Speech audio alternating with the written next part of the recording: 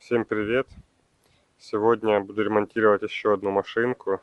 Это малютка, просто стиралка без центрифуги.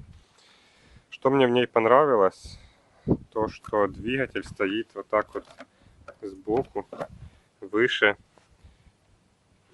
уровня шкива. Это очень хорошо, потому что на него никогда не попадет вода. Он будет работать очень долго. Очень простая такая надежная машинка, достаточно мощная. Все очень простая схема, все входит на реле. Не реле, а реле времени. Кстати, в чем и проблема, потому что слишком короткое время. Должно быть минут 6, а тут всего 2 минуты. Видимо, какая-то неисправность в реле. Попробую разобрать, поремонтировать. Если не получится, то куплю новое реле.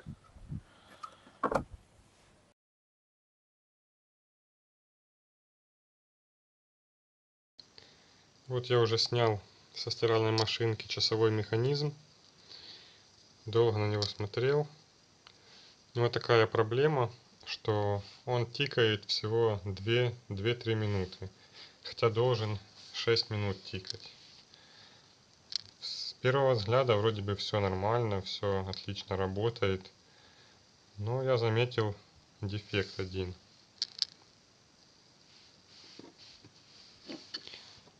Тут есть такая деталь. Это маятник. А это деталька, которая определяет скорость колебаний этого маятника.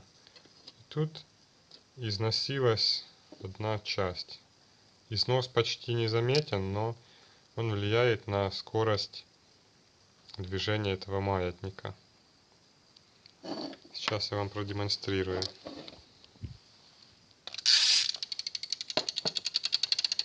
Если вам слышно, какая скорость, как быстро он тикает.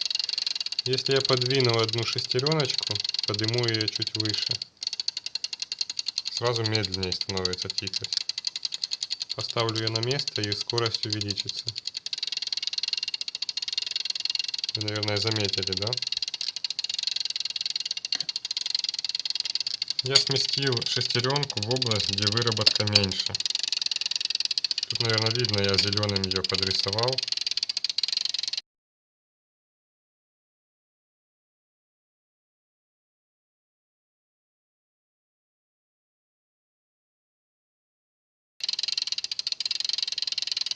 В этом месте большая выработка.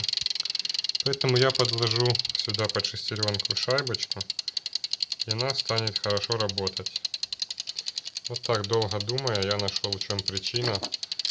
Сначала я пробовал регулировать затяжку пружины.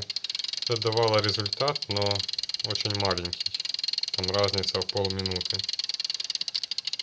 Сейчас я найду шайбочку, туда подвяжу, и все будет работать. Поэтому не спешите выбрасывать свои часы. Их можно еще починить. Кому интересны подобные видео, подписывайтесь на канал. Вы узнаете еще много полезного.